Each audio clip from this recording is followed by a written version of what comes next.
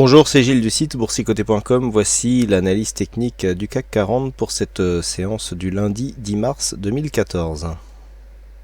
Et avant toute chose, je voudrais revenir donc sur l'événement de la semaine prochaine. Je veux bien sûr parler des séminaires de formation donnés conjointement avec notre partenaire ActiveTrade. Donc vous pouvez toujours vous inscrire ici en cliquant sur le petit lien qui défile en haut de toutes les pages, ou alors vous rendre sur la page donc en cliquant sur la bannière, voilà, bannière ActiveTrade, et vous rendre directement sur la page ici pour vous inscrire. Donc les dates sont le 20 mars à Aix-en-Provence, le 21 mars à Lyon et le 22 mars à Paris.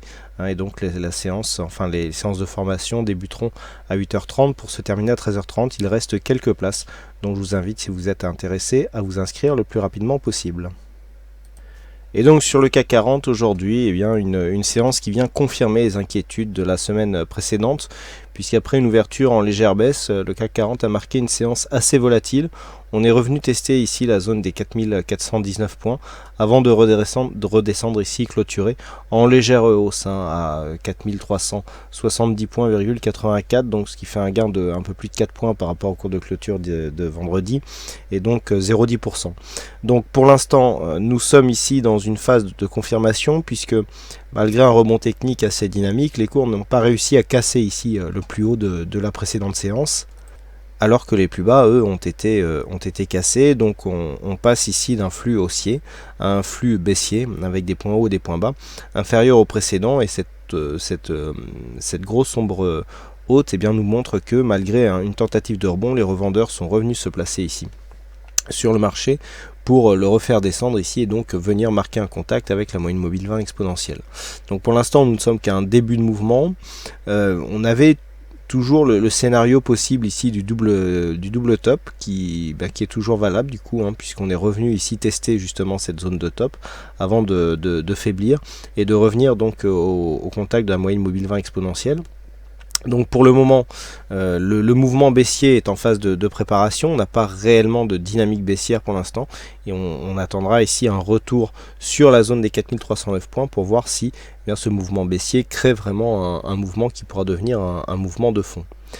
Du point de vue des indicateurs, nous sommes dans la continuité avec un RSI qui se stabilise légèrement au-dessus de sa zone médiane, le stochastique qui ressort donc de sa zone de survente mais qui a déjà annulé un signal, donc on est assez neutre, voire légèrement baissier sur le stochastique.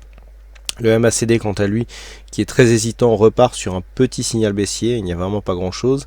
Et du point de vue des volumes, sur cette séance de hausse, somme toute assez hésitante, nous avons une baisse des volumes, puisque les volumes ressortent à peine dans la moyenne, donc il n'y a pas réellement de rebond envisagé donc du point de vue des volumes sur cette séance, avec une volatilité qui monte, ce qui favorise plutôt les phases de baisse en général.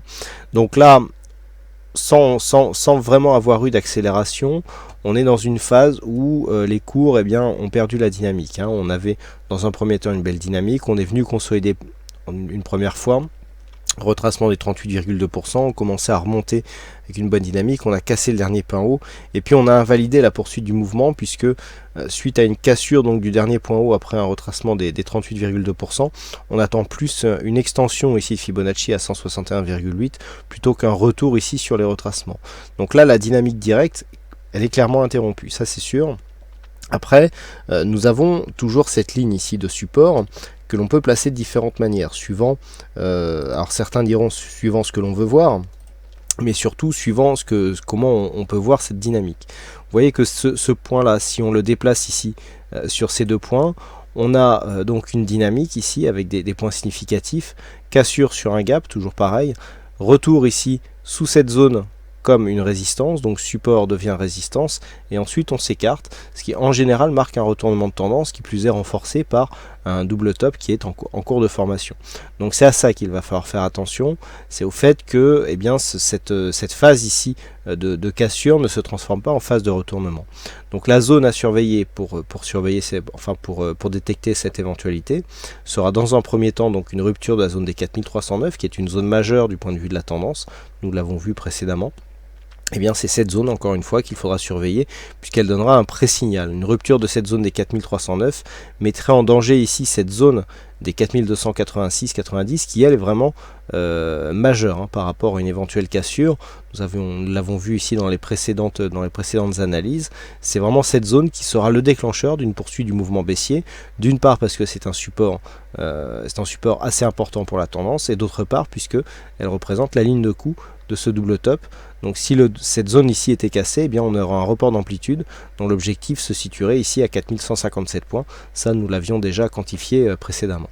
Donc ça, c'est la zone ici qu'il faudra surveiller si les cours venaient à continuer dans une phase de baisse. Par contre, si on regarde plutôt du côté de la hausse, la zone maintenant qu'il faudra valider comme étant une possible zone de support, c'est cette zone ici à 4383, relayée ici par les 4419.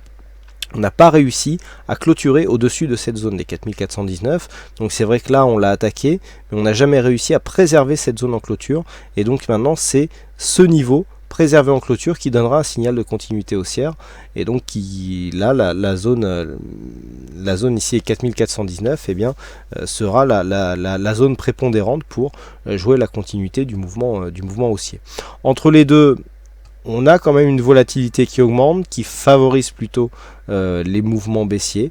Donc attention ici, puisque sur cette phase de hausse, ici, après 2 tentatives infructueuses pour marquer un franchissement de cette zone, une volatilité grandissante n'est jamais très bon signe. Qui plus est, nous avons une instabilité géopolitique actuellement. Et donc il faut en tenir compte. Donc attention ici, en phase de volatilité haussière, je vous rappelle qu'il est d'usage de réduire un petit peu ses expositions pour être moins soumis au risque. Voilà donc ce que l'on peut dire sur cette analyse technique du CAC 40. Alors aujourd'hui, donc il y avait un fixing, c'est Bono qui gagne à cette session, donc bravo à toi Olivier. Et puis quant à moi, il ne me reste plus qu'à vous souhaiter à toutes et à tous une bonne soirée, bonne chance au prochain trade, et on se retrouve donc dès demain pour d'autres analyses techniques en vidéo. Bonsoir à tous.